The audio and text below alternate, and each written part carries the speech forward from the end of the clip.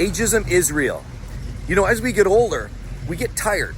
You get home from work, 5:30, 6 o'clock, and you're ready to almost go to sleep because of a hard day's work. Have you ever grabbed that paperwork and you try to focus on it and you can't quite see the lettering? So you either have to pull out those bifocals, your reading glasses, or even your cell phone, take a snapshot and expand it.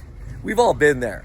Or trying to read in the dark. You go out to a restaurant, you have that menu in a dark lit restaurant, you can't even see it. You have to ask somebody else next to you, somebody younger with better eyes. We all live in that world. And is it any shock why a lot of these hiring managers, a lot of these supervisors, and more importantly, these companies, these corporate businesses look at older workers as washed up, gone, done. The useful years are gone and behind them.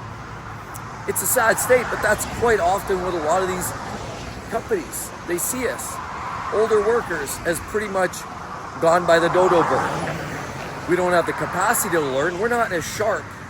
Maybe we're not as sharp as we once were, but they see us as incapable of learning, incapable of taking on new tasks, incapable of adapting, incapable of learning new apps and technology, incapable of even going the distance, endurance, longer hours. They see us running out of steam late at the day. They see us incapable of even keeping our eyes open during a meeting. Wink, wink. They see us incapable of reading and doing some of the basic tasks that's now required of a corporate worker. So is any shock why they start to punt a lot of older workers down the road? I want to share a quick story here, first of all. Some friends of mine, and I saw this in the corporate world, believe it. A lot of times as we get older, we start to wonder who's the next on the chopping block. There's a big wave of hiring and firing. These changes within these organizations are constantly in a moving and a shaking. But it seems like every few years, there's a major restructure. And every time that restructure happens, you're a few years older. And every time you get that point, you start to wonder, am I the next one on that list? Quite often, a lot of people get stressed out by their supervisors, their managers. Like they say, whenever you have a speech, if you're a little scared to talk in public, they say visualize that person, that audience you're speaking to, picture them naked. Now, I don't mean literally, but you know what I mean. They say visualize them naked.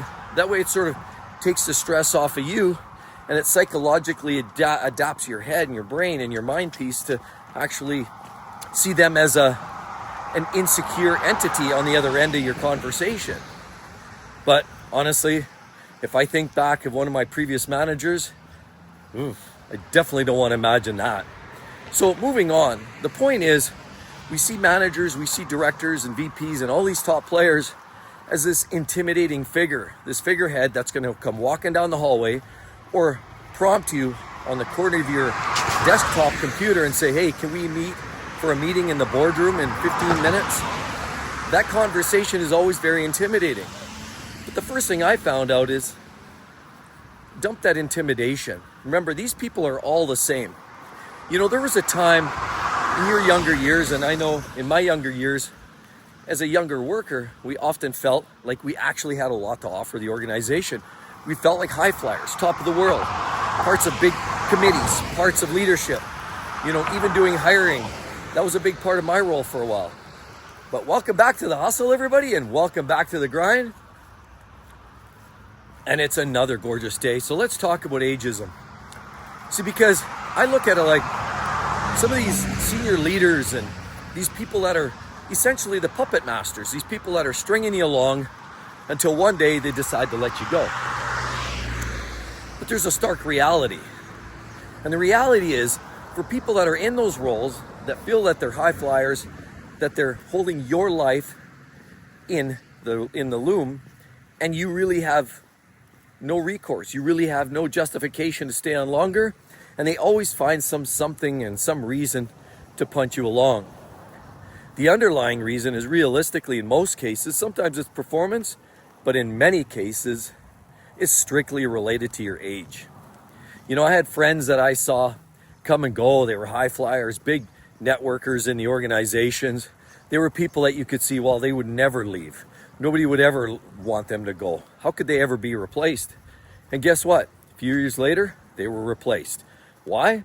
Well, largely because they were hitting their late 50s and early 60s. And I saw this, and this was like clockwork.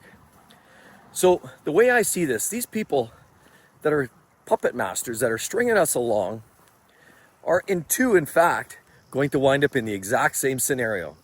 So the bottom line is, we all get older. We all have our day in the sun in our companies. And for these companies that think that we don't have anything to offer as older workers, they couldn't be further from the truth. As a matter of fact, I'm going to go a step further, and I want to say a lot of us older workers have skill sets and drive and motivation that a lot of the younger workers could only dream. The motivation and the work ethic from a lot of the younger workers is just really a survival instinct. And it's really more about just trying to outdo the next person, just to outdo their coworkers, their peers, trying to keep that job and trying to hold on for one more round of layoffs. That's where their energy goes. A lot of the energy in the modern day corporate game goes directly to playing the game, understanding what it takes to stay afloat, understanding how to stay ahead of everybody else, just so that you keep your head down, ass up, go hide in the cubicles, in the storage facilities, or even in the toilet stall until all the layoffs have commenced or concluded. It's just the way things are in the corporate game. We all get older. Can you blame these companies for laying off older workers? Yeah, actually I can. And it's unfortunate, but there's a reality there, a stark reality that no one can admit it. It's sort of the elephant in the room, if you were. If you're older, you know you've got that target on your back, and it's really just a matter of time. But it's unfortunate because a lot of older workers bring skills that just a lot of times are just irreplaceable. And nowadays, the justification is, AI makes us all obsolete, or maybe our eyes aren't quite what they once were. But you know what? None of that really matters. Because a lot of us in this generation, when I speak to this, the Gen X specifically, which I am, as I'm rolling in here into my mid-50s, the vast majority of us we've bridged that gap between the silent and boomer generations to the latest generation of, Zs, Zs, and millennials. And so we've had a taste of head down, ass up, but we've also had a taste of technology. And we know that we have to adapt.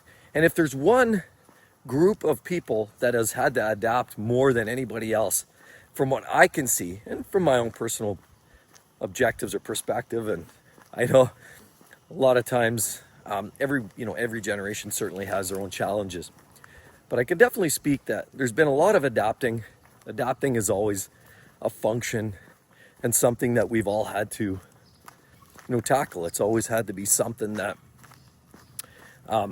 that's the only way to survive in the corporate game, is adapting, learning the new tricks, the new dog and pony show, and learning some of those new skills. And so for people that get older, I hear a lot of it, a lot of these HR people and specialists, and I see it on social media quite often, that these people that, claim to be HR specialists and, how to remarket yourself, how to rebrand yourself as an older worker. Absolutely. Do the best things that you can. Make your skills undeniable. Make your skills wanted, relevant. But at the end of the day, that from what I can see, that's just biding time. Because really, at the end of the day, skills on paper are one thing, but there's one thing that you can't replace as a well-skilled and well-oiled Gen Xer or any other seasoned worker. You don't have the age in your favor. And no matter how much work you do, how many, medals of honor and valor you might have on your resume, that really doesn't go very far in a way of modern corporate. They just want everybody to be younger, compliant, lower cost, and ultimately being an older aged worker means you've got a lot more seat time, you have good skills, but you might be less adept to being adaptable. You might be less inclined to taking on new advice, new suggestions. And so they don't like that. They want everybody to be marching along. And that's what companies are about. We all have to be pulling in the same direction, but that's just the reality. And so, well, some people, are suggesting, these HR folks are saying, well, you've just really got to figure out how to make yourself more marketable. That reality of, age, the reality of physical limitations, although very few, because if you keep in good shape and you take care of your health, most of the physical aspects are really null and void. I mean, I've played hockey with guys that were in their mid to late 60s that would run circles around a lot of younger people that I've met, a lot of millennials that are out of shape and eating bonbons and popcorn all day long. So really, it's not so much about the physical aspects if you take care of yourself, and even the eyesight.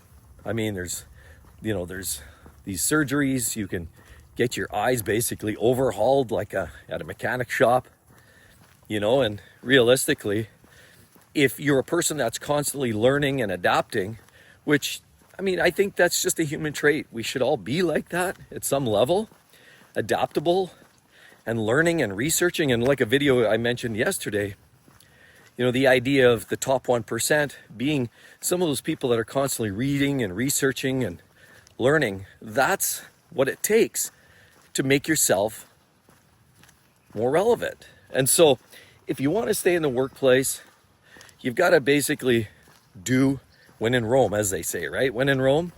So what are the younger workers doing? Well, they're lower paid, so nobody wants to get lower pays. But ultimately, if you can transfer your skills in a way that is relevant and make your old skills relevant, and it might even shine some new light and energy to a new set of requirements in a job. So you can actually turn that into a real win. But being adaptable, learning the new skill sets, and just at the end of the day, accepting the fact that we're all aging and then we're all going to get older, brings me to the ultimate answer to this whole solution and this whole problem. And that's simply, if you're 65, if you're 67, why on earth are you still thinking about working? Now, I know a lot of people say they love their jobs.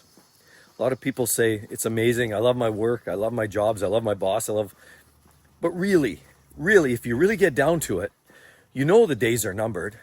We're not here forever. So then the question is, how much longer are you going to do this? And are you going to work till you fall over? Because, I'd much rather be out walking around right now in the sun shining, having a swig of coffee, talking with all of you, than sitting in a pointless board meeting, listening to a bunch of, big heads ramble on. I'd much rather just live my life in the best way possible. And so this idea and consideration of rebranding yourself at 64, the financial end, it is important. And having that plan in place so you're not retiring or quitting and all of a sudden not sure what you're doing with yourself, that's important. But ultimately, have that plan, have your finances in order, and then plan for your own time. Life's short. What's the point in spending it in a meeting or doing some project or managing some deliverable for that, that next big presentation? Ultimately, live your best life and accept that we're getting older. Embrace it. Make yourself better, stronger, faster, healthier, eat better, sleep better, and of course, learn some new skills and a new hobby, and you'll be good to go. Anyway, as always, everybody, hope you have a wonderful day. Today's Canada Day, and we'll see each and every one in the next one. See you then. Bye-bye.